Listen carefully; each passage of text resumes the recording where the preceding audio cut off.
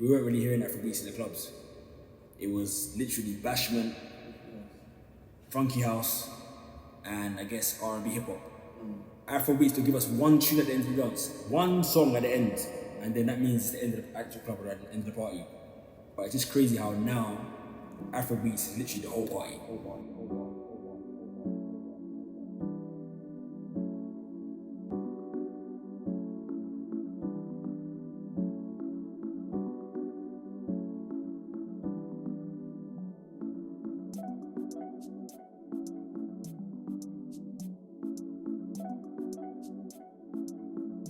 What comes to mind when I think about Afrobeats and music in that genre is more Highlife. Highlife originated in Ghana in the early 20th century when music artists began infusing traditional African rhythms and Western music melodies. Highlife is what influences Afrobeats now. The name Highlife was created in the 1920s by Ghanaian musician E.T. Mensah. After Ghana gained independence in 1957, Highlife music gained popularity amongst many musicians. It gave Ghanaians a chance to sing about freedom, life and happiness, which was admired by many.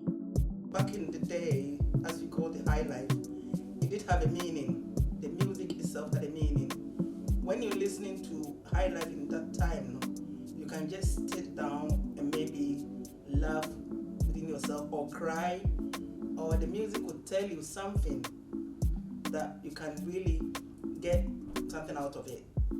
Like Nana Champon, like Samuel Usu, CK Mensah, Amachi Dede, them classic Afrobeats there.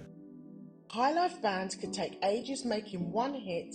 This was due to the authenticity and the real instruments being interpreted into the music making and the music compared of the modern music of today. Back in the days, they used to record in literally one room. They will have the band live and direct, and you'll have to record straight away. You know what I'm trying to say? Afrobeat evolved from Highlife. Highlife and Afrobeat were closely related musical genres that were developed and extracted from one another. Highlife was the father and jazz was the mother, and together they created a new musical style known as Afrobeat. Afrobeats started in the 60s and stuff, so it's moved on from there. People are like getting influences from jazz, things like that, R&B, like the American sounds going into it. I'm from Nigeria and it's very close to home. I love the instruments that come from certain countries and the rhythms and the beats. It's just very personal to the West African countries. Fela Kuti was the first musician from Nigeria to make the Afrobeat sound mainstream. My favourite song would be Zombie by Fela Kuti. I don't listen to that much Afrobeats, but I've been drumming for a long time, since year 2, and so just any music that broadens my repertoire is good music. He had returned to Nigeria from Europe with a new sound he had heard called jazz. He later travelled to Ghana and became acquainted with the Highlife genre. Originally, Fela planned to call this Highlife Jazz, but Raymond Aziz, a promoter and friend of Fela's from Ghana, suggested the name Afrobeat instead.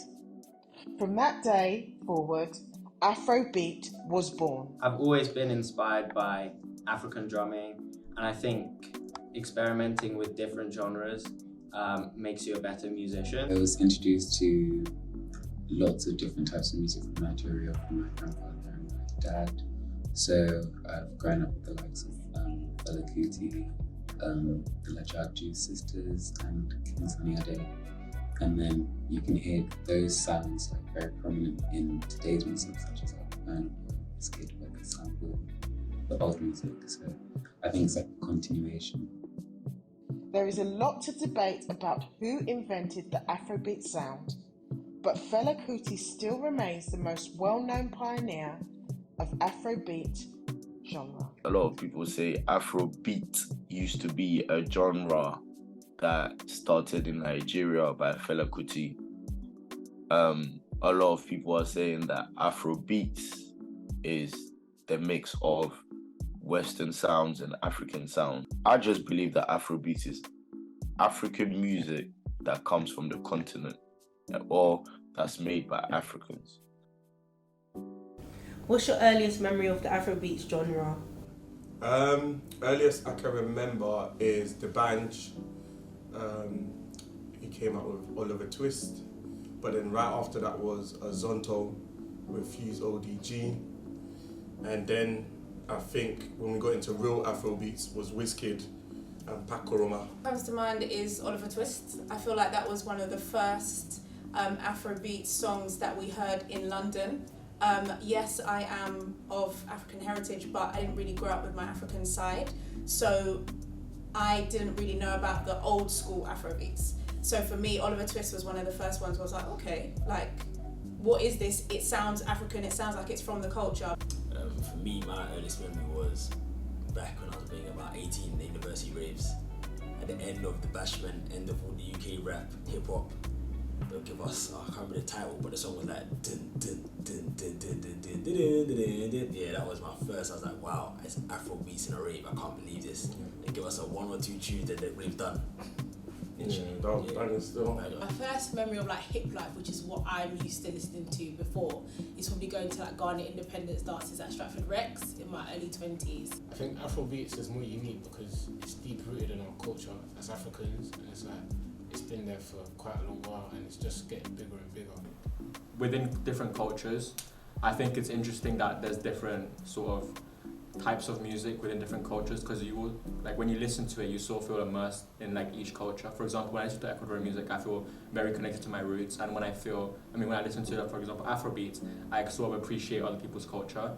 What I love about Afrobeats is like, obviously as a dancer, I feel like it's just something that is always gonna make you move. The beats, the melodies, even the voice, and actually the language that's used in a lot of Afrobeat songs is native, right? It's from the country, so I feel like that adds to it. Afrobeats is more about creativity, so there's different parts to it. You've got the different drum rhythms, different vocal. When I'm mixing it, it's like I want to just dance, I want to be part of the party. It's very beat focused, so even though I know sometimes these days the words don't make a lot, it's beat focused so people can feel it, and I think that it's the type of music that goes across all genres because it's not offensive. So you don't get offensive language, offensive undertones, and everyone can listen to it. So you can listen to it with young people, older people, and we can all vibe to it at the same time. So unique, it's very different to other genres. There's fusions, but it's not, you can just tell when it is Afrobeats, it's very distinct. And yeah, every song you can just vibe to, and it has a certain rhythm that you can easily get into. The rhythm, the beats, I feel, and even like the vocals, they all just go together and create this really nice atmosphere. Afrobeats kind of have derived from other sounds as well. Like the Caribbean sound, for example, like bashment, there are elements of bashment in Afrobeat. I feel like they're similar because I feel like a lot of the rhythms of them are similar, and I feel like it just makes everybody want to do the same thing, just get up and dance, makes just parties, barbecues, anything like that a lot more fun and positive. I know dancehall and bashment, like it does bring people together, it's always going to be like something that brings people together, but I think Afrobeats always make everyone on the same wavelength, like everyone's going to feel the same way when they hear it, and it's very impactful. Well, sometimes they do sound similar, and sometimes it's hard to kind of differentiate which ones are which is why Spotify groups them together.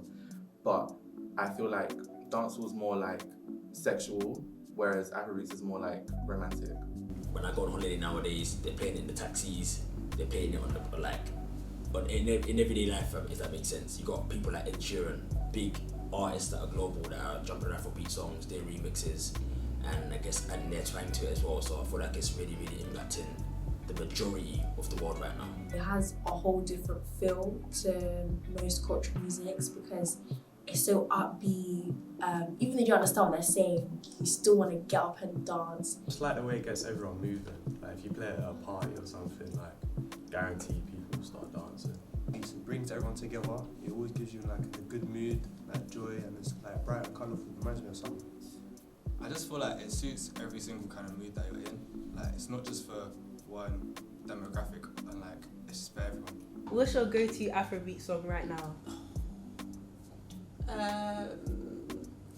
Oh, that's a really tricky one. To be honest, I think at the moment it is Ashake's probably Ototo. I'm over you. I'm over you by the composers. Collabo by P Square. Killing Me by Burna Boy. Loop It Up by NSG. Favorite Afrobeat song is probably Azonto. No Wahala by Wanda Anton. Sorry if I'm pronouncing that wrong. That's my favorite song. I think because like closer to the end, there's this like guitar or like string instrument part. The way it's like played is really beautiful in my eyes, and it reminds me of a lot of more old school African songs, especially like similar to like Congolese songs where they have that type of style, and I like that a lot. To do maybe because it's quite calming and I just enjoy the vibe. Right now, the one that I'm liking is 23 by Burna Boy. Again, by what they call, because whenever I hear that song, it just gets me in the vibe. Johnny by Yemi Alade. I love that song because of like the comedic value of it.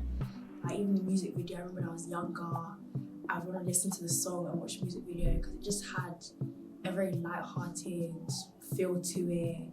It's got a good beat and it's also a bit empowering. Like I feel like Yemi Alade, she was one of the first women who really took the Afrobeat scene by storm. Someone that hasn't listened to Afrobeats before, I would say they should start, and funny enough, I think they should start with the new music and then work backwards, only because the new music now is evolved. I'd recommend kind of like What's Poppin', like the last that Shaker's, Wizkid now, because that's like what you kind of hear everywhere, so you'll relate to it more. One of the best albums right now that's out is Ashake, Mr. Money with the Vibes. I feel like they should start by listening to the album to get a different variation of what Afrobeats is, you know, from the spirituality to the, I guess, the infusism in the beats. I guess, yeah, it gives it a different variety. So start there, or you can just start with the instrumentals without no vocals, and then bring in the vocals after. So yeah, that'd be my advice to them when start. The growth of Afrobeat is only gonna get higher and higher. It's only, to be fair, we're only scratching the surface now, and it's about to get really big, and it's unavoidable, to be fair.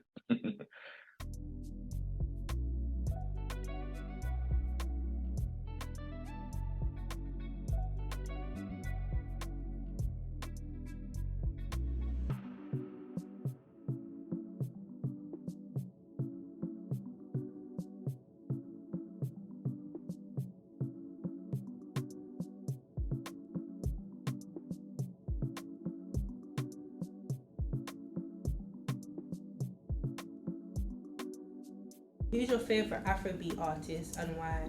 It's got to be Wizkid because he's been here for time. Definitely Davido, without a doubt.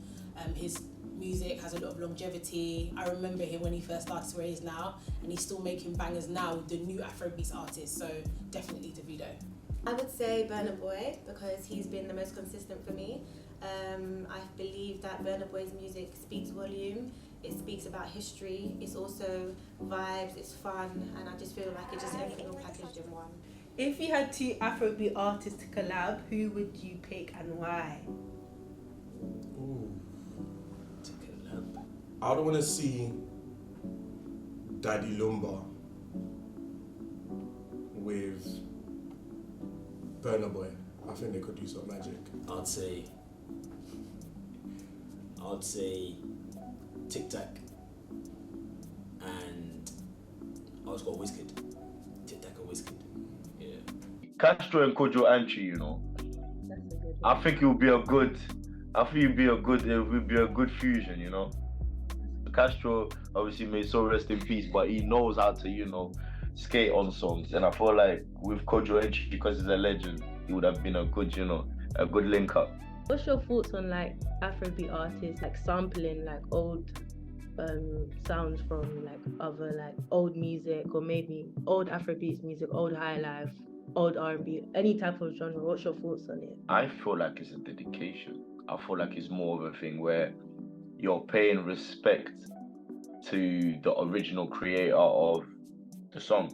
And to be fair, music it's all about inspiration. If someone inspires you and you use it into your music, as long as you credit them and you show them the respect and you go through the right paperwork and everything, I'll never be against it. How often do you hear Afrobeats out and about? And if you do, where do you think they should be heard more? I feel like you only ever hear Afrobeats at parties, and it should be like because it's not just for one like type of people. It's for everyone. Like it should be everywhere, like constantly, not just on social media. I do hear it very often, like very often, and my mom and my stepdad and my dad, like my family plays it a lot wherever, so I do hear it all the time, basically. I hear Afrobeats very often, especially at home. Like my mom's always playing it when she's doing her little clean up, so I'm always hearing it. And also like just as at restaurants and at like gatherings, it's just always there. I mostly hear Afrobeats when I go to like events or parties where there's more black people, Afro-Caribbean people. I don't really hear it on the radio that much. I hear it now more because it's trending more on like social media, but mostly at events. Hi, anyone, this sounds crazy.